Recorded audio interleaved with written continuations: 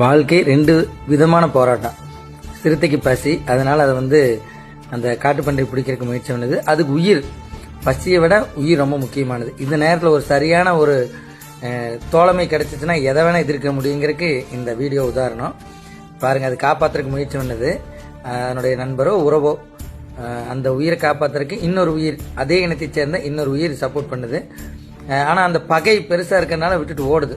ஆனாலும் கூட அந்த உயிரை காப்பாற்றோன்னு ஓடி போனது மடி, அதனால இருக்க முடியல. அந்த உணர்வு மறுபடியும் வருது பாருங்க. கிட்டத்தட்ட அந்த காட்டுப்பன்றி ஒன்று மாட்டிட்டு சிறுத்திட்டேன், அதுவும் போராடிட்டு இருக்குது. இது போய் யோசிக்குது, எப்படி நட்பவோ உறவோ விட்டுட்டு போகலாமா. ஆனால் பகை ரொம்ப வலிமையானதாக இருக்குது, என்ன செய்யறதுன்னு ஒரு போராட்டம். ஆனாலும் உறவு ரொம்ப முக்கியம், அல்லது நட்பு ரொம்ப முக்கியம் வருது பாருங்க மறுபடியும். என்னை விட நீ வலிமையானவன், ஆனால் என் நண்பனோ என் உறவோ கஷ்டப்படுறதுனால பார்த்துட்டு இருக்க முடியாது, ஆனதை பார்த்துக்கலான்னு மாதிரி பிடிச்சாச்சு. பிடிச்சி பாருங்க, சிறுத்தை ரொம்ப வலிமையானது இல்லையா? ஆனாலும் நம்மளால என்ன முடியுமோ, இது வாழ்க்கைக்கும் இதுதான். சில நேரங்கள் வாழ்க்கை நம்ம விட வலிமையான கஷ்டத்தை கொடுக்கும், அது நம்மளை தூக்கி சாப்பிடும். நம்மளை நமக்கான போராட்டங்களை அது தூக்கி சாப்பிட்டு, கடனாக இருக்கலாம், இல்லை வீட்டு சூழலாக இருக்கலாம், அதை நம்மளை தூக்கி சாப்பிட்ரும் பாருங்க. முதுகு பிடிச்சி அடிக்குது பாருங்க. இது வாழ்க்கையினுடைய கஷ்டமோ இல்லை நேரமோ துன்பமோ நம்மளை பிடிச்சிருச்சு. இந்த சிறுத்தை தான் துன்பம் வைங்க, நாம தான் வாழ்க்கை, நம்மளை பிடிச்சிருச்சு சிறுத்தை. தப்பிக்கிறதுக்கு எந்த வழியும் இல்லை. நம்ம உறவோ நண்பவோ காப்பாற்றும் போது இப்படியான சூழல் வரும், அதை எதிர்கொள்ளத்தான் தீரணும். வாழ்வதற்காக சாகிற அளவுக்கு ரிஸ்க் எடுக்கணும். வர்றாரு பாருங்க அவரு, என்னை காப்பாத்துறதுக்கு நீ இல்லை, உன்னை காப்பாத்துறதுக்கு நான் வரேன்ட்டு வந்துட்டாரு பாருங்க அவரு. ரெண்டு பேருமே பலவீனமா, அதாவது ரெண்டு பேருமே பலம் குன்றியவர்கள் தான் காட்டுப்பன்றி.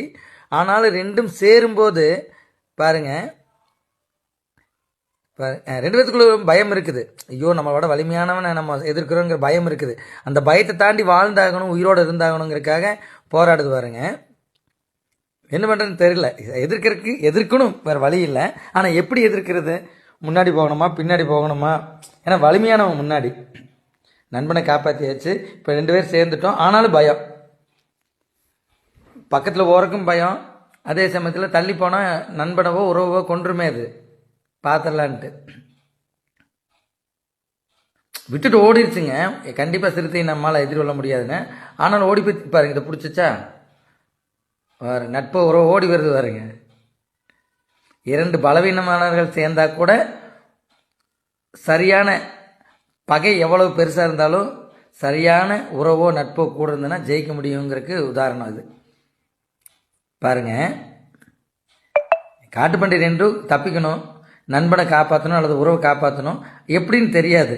நம்மளால் என்ன முடியுமோ ஏதாவது ஒன்று செஞ்சோம்னா இந்த வாழ்க்கையில் ஜெயிச்சிட முடியும். இதை தான் செய்யணுங்கிறதுல குறிப்பிட்ட காலத்துக்கு ஏதாவது ஒன்று செய்யணும். எதுவுமே செய்யாமல் இருக்கிறதுக்கு ஏதாவது செய்யணும் இல்லையா? அடிக்குது வாழ்க்கை, அதை போட்டு அடிக்குது, கஷ்டப்படுத்துது. ஆனால் இது தாக்கு பிடிக்குது. இந்த வாழ்க்கையில் தாக்கு பிடிக்கும் திறன் ரொம்ப முக்கியமானது. எவ்வளோ கஷ்டம் வந்தாலும் தாக்கு பிடிக்கணும். முடியாதுன்னு முடிவு பண்ணிட்டு இன்னும் ரெண்டு காட்டுப்பன்றி செத்துருக்கும், ஆனால் தாக்கு பிடிக்குது.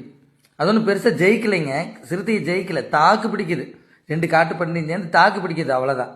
ஆனால் அந்த தாக்கு பிடிக்கும் திறன் பாருங்க என்ன செய்ய போகுதுன்னு.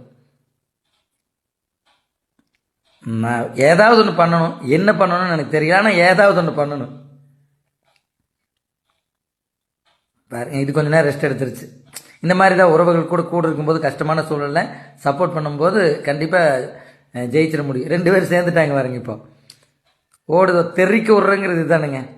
பகை எவ்வளவு வலிமையாக இருந்தாலும் உறவும் நட்பும் சரியாக இருந்தால் எப்பேற்பட்ட பகையும் வென்றுவிட முடியும்ங்கிறதுக்கு உதாரணம். 4 கால் பாய்ச்சல்ல சிறுத்தை ஓடி வரல, ஓடி போகுது. எல்லோரும் சேர்ந்தா இந்த உலகத்தில் எதை வேணால் ஜெயிக்க முடியுங்கிறதுக்கு இது ஒரு உதாரணம்.